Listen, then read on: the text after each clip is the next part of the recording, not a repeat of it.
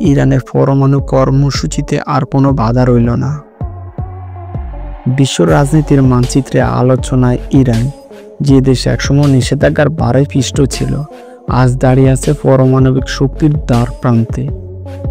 প্রশ্ন একটাই, এখন কি থামানো যাবে ইরানকে?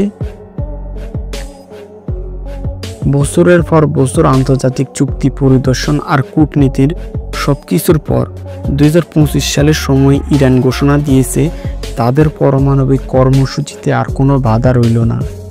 ইরান এখন ইউরেনিয়াম সমৃদ্ধ করেছে এমন মাত্রায় যা পারমাণবিক অস্ত্র তৈরির কাছাকাছি।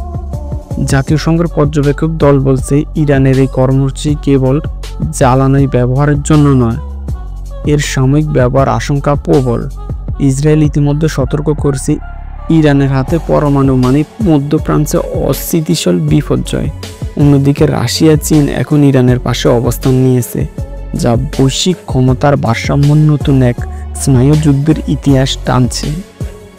ইরানের এই সাফল্য দেখে সৌদি আরব, তুরস্ক, এমনকি মিশর নাকি নিজেদের পারমাণবিক কর্মসূচি গোপনে চালু করার পরিকল্পনা করেছে। বিশ্লেষকরা বলছেন শুরু হতে পারে এক নতুন পারমাণবিক প্রতিযোগিতা, যেখানে মুসলিম দেশগুলো একের পর এক প্রতিদ্বন্দ্বী হতে যাচ্ছে।